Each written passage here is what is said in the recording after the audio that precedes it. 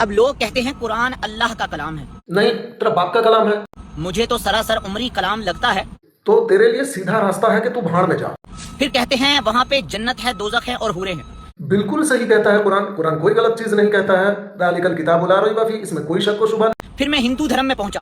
सनातनी धर्म जो इस दुनिया का सबसे पुराने धर्मों में से एक धर्म कहलाया जाता है। तूने बोला कि सनातन धर्म बहुत पुराना धर्म है, सबसे पुराना धर्म। मैं चैलेंज करता हूँ, तेरे बुद्धि में अगर दम है तो तू फिर साबित करके दिखा दे कि वो सबसे पुराना धर्म है। वो लोग क्या कहते हैं, सुनिए, बड़े कमाल की बात है। उनके अपने अगर आप वेदास पढ़ें तो वो आप लोगों से पहले कह रहे हैं।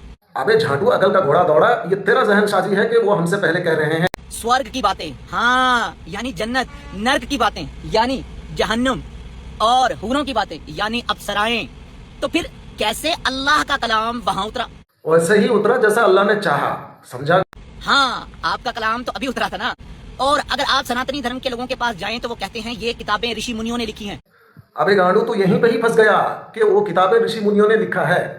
जो बड़े बड़े लोग संत हुए, जिन्होंने सोचा, फिक्र की, गौर किया, उन्होंने खुद से लिखा। कोई भगवान ब्रह्मा की उनके ऊपर कोई वही नहीं आई। बस यहाँ तू और भी ज्यादा फंसा, और भी ज्यादा जिहालत वाला बात कर दिया कि किसी भगवान या किसी का वही नहीं आया।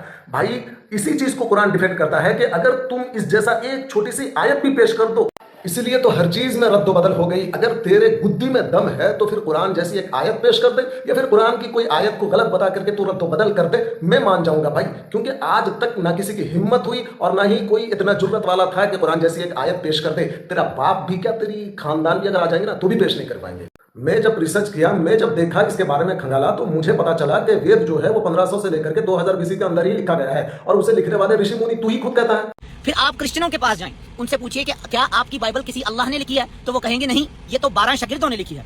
अगर ऐसा चीज है तो फिर वो जिसे अपना नबी मानते हैं, मसीह इब्ने मरियम, तो फिर तो उसे भी झुटला दे कि नहीं, वो मैसेंजर नहीं थे, या फिर वो नबी बना करके नहीं भेजे गए थे, इसे झुटला दे। अगर कोई क्रिश्चियन इसे झुटला देता है तो फिर वो क्रिश्चियनिटी में नहीं है, समझा? तो फिर जब ये शागिर्दों के लिखे हुए अल्फाज, ये ऋषि मुनियों के लिखे हुए अल्फाज हैं, तो फिर हमने 1400 साल के बाद इसे अल्लाह का कलाम कैसे बना दिया? तो फिर तू साबित करते कुरान का मुसन्निफ कौन है। अगर नहीं साबित करता है तो गांडू सुधर जा, क्योंकि कुरान तो अपना दलील खुद देता है। व इन्नहु लतंज़ीलु रब्बिल आलमीन नज़ला बिही रूहुल अमीन। फिर कहता है कुल नज़्ज़लहु रूहुल कुदुस मिन रब्बिक।